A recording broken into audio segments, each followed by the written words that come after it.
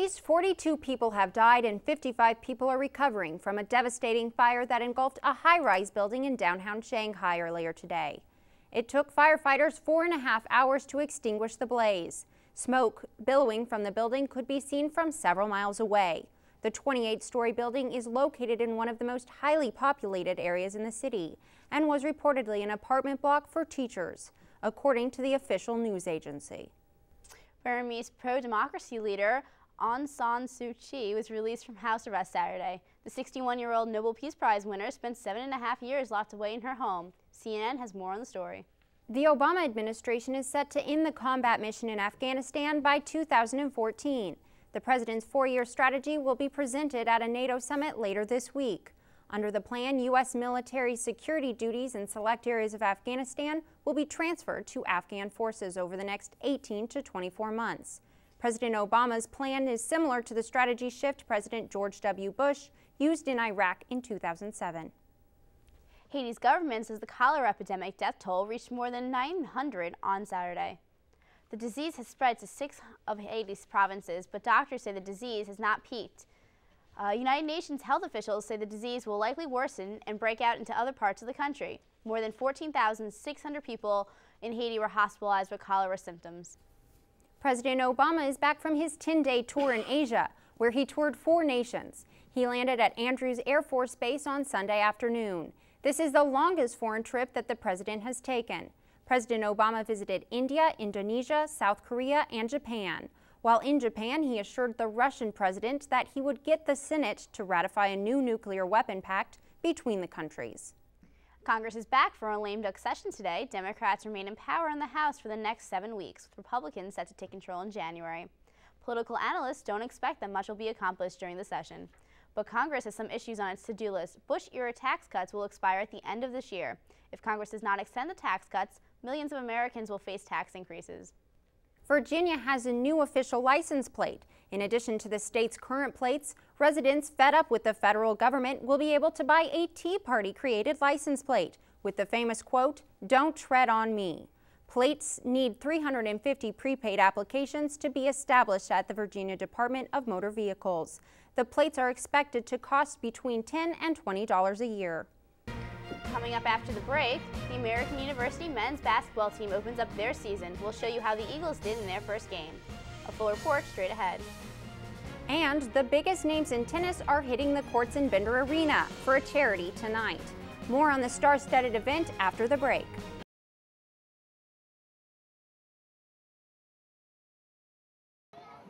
People are lacing up their skates, and that could only mean one thing. The ice skating rink on the National Mall has finally opened for another season. The rink is tucked away between 7th and 9th Streets on Constitution Avenue in the National Gallery of Art Sculpture Garden. I guess we didn't know it was here. We were here at the looking at the sculptures, and our children seen the ice skating rink, so they wanted to try skating. They've never skated before. The rink offers skating lessons for all ages, designed by the U.S. Figure Skating Association. No amount of skill level is needed to get out on the ice. It's definitely not for experts. It's not like an Olympic size like rink and stuff, but it's definitely for like family environments and like new people. The rink is open Monday through Sunday, 10 a.m. to 9 p.m., with extended hours on Friday and Saturday until 11 p.m. Prices start at $6 for kids and $7 for adults. Skate rental is available.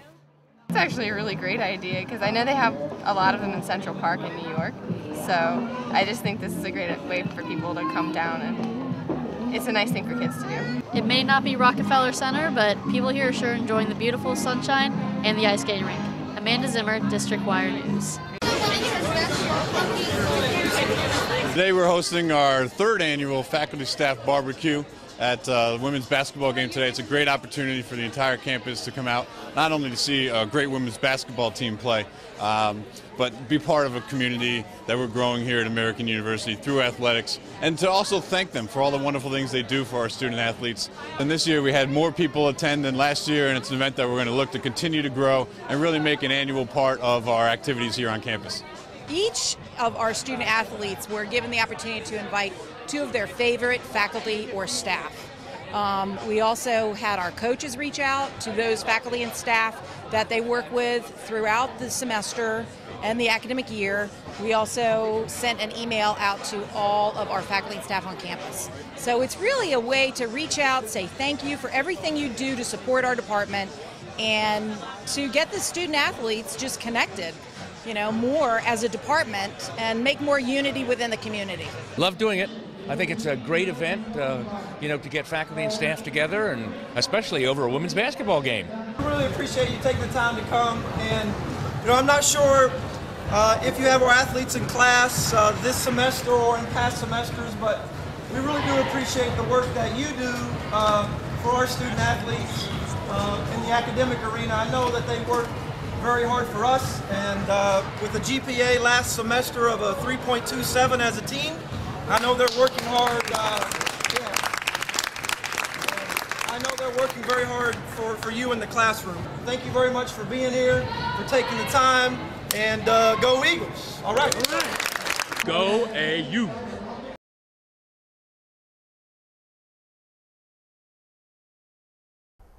Hi, this is Amanda with AU Sports Review. I'm here with senior wrestlers Mike Cannon and Kyle Borshoff. So, can you guys tell us a little bit about how the season's been going so far? Yeah, we've been doing well. We've started out the season, and we thought we were gonna have a little bit of a different lineup going. We had a couple injuries and stuff like that, so that hurt us in the beginning of the year a little bit. So we're just getting back on track now, trying to get better. We're getting better and better every match. So. Yeah, I think I've seen a lot of improvement from the beginning of the season for our team. Like Kyle said, we had a lot of injuries that kind of hindered us in the beginning of the season, and we've had to throw some guys in there, some new freshmen like Blake Karen and Kenny Cleasis, but they've really stepped up and proven themselves to be fighters and to really be wrestling hard, and every match we seem to keep improving, and I think this past weekend was an example of that. We wrestled number 12 ranked Indiana, and they were undefeated on the season, and we came up short. We had them beat. Ended up losing by a point, but that just shows the kind of team we have, and especially with the young guys on the team, where we can go in the future. Okay, I know you guys had a really good showing at NCAA tournament last year. How does this year's team compare to last year's team? I think our team is in much better shape this year. Actually, we should get a bunch of guys through. Hopefully, I think the most we've ever had through is 4. Hopefully this year we'll get more than 4 through.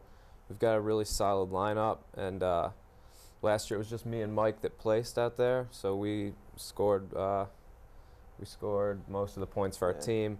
This year we've got me, Mike, Steve Fittery, who's ranked as one of the top guys in the country, so he should be out there scoring a ton of points for us too. So hopefully we'll make it into the top 15, top 10, and do the best our team's ever done out there. Yeah, every year we train for the national championships. That's the biggest thing that we really train for. And dual meets are nice, preseason tournaments are nice, but we really focus on the end of the year. And I think just the way our team's been improving throughout the year so far, and we've just seen improvements after improvements in the dual meets and the tournaments. I think we're going to peak at the right time at the NCAA championships, and we're going to have a great team out there. All right, great. So you guys have 3 home meets coming up, Duke, Ohio, and Drexel in a 4-day stretch. How tough is it to prepare for 3 different opponents in such a short amount of time? Well, we actually prepare for pretty much every team exactly the same way. The only difference is Coach Cody, if he thinks our opponent has something special or like a go-to move, he'll just warn us before the match. He'll say, hey, look, this guy has a single leg or a headlock, and that's all he'll say, and then we take care of the rest. It's just like another day at work, I guess. Yeah, a lot of it's mental. I mean, we come in and work out for a good 2 hours each day in practice, and a wrestling match is 7 minutes long. So you warm up, you wrestle, and you cool down. Is probably about 30 minutes of physical activity. But when you start thinking about it and saying, oh, I got these 3 guys in 4 days, and you get to questioning yourself, then it can be tough. But like I said, wrestling's so much of a mental sport that as long as your mentality is that it doesn't matter how many matches I have in a day, I'm just going to go out and do my thing, attack, and and wrestle my match, and we'll be fine. Okay, so you guys have several dual meets left in the season before the tournaments. Do you guys see your team being more built as a tournament team or more the dual meet team? I don't know how to say that. Yeah, our team's definitely a stronger tournament team. We've got a lot of guys on the team that are capable of scoring a lot of points at tournaments, especially the NCAA tournament, where if you place at the tournament, you're scoring a ton of points for your team. And the way our team is right now, we're going to do far better in tournaments than we're doing in dual meets, just because we've had injuries to key guys on the team and other stuff like that. So we're going to do great in our tournaments, and the dual meets are just, I mean, if we win them, that's nice, but that's not what counts at the end of the year. So. Yeah, in wrestling, it's funny, you know, when you get to the end of the year, no one really looks at your dual meet season or your dual meet record. They just look at the national championships and how you finished at the NCAA championships. And it's always nice to look at our team because we have so many top guys and big guns that can score a lot of points in the NCAA tournament. To see how high we placed and all the teams that beat us during the year in dual meets, who aren't even in the top 20 or aren't even in the top 50, you know, who beat us in dual meets, and then, like I said, we get to go to the national championships and see just how well we do. So it's nice. All right, so kind of fun questions. Anything you guys like to say to the AU community? Let them know anything about wrestling. Come out and support you guys. Yeah, it'd be great to get some more fans in the stands. We like to have people out there cheering for us. So just everyone come out to the matches. They're fun. Yeah, no, exactly. We'd love to see you guys out. You know, the matches, it's always great to have people out cheering us on. And like we said, we got 3 home dual meets coming up, Saturday, Sunday, and Tuesday. Tuesday's the Bender Blowout, so if we can get as much people there, just pack the stands. I know this is mine and Kyle's last year, so you know we'd love to get those stands packed and really have a memorable year for us. So. All right, well, we look forward to having you guys back right before the tournaments, but thanks so much for coming in. Yeah, thank you. Back to you guys in the studio.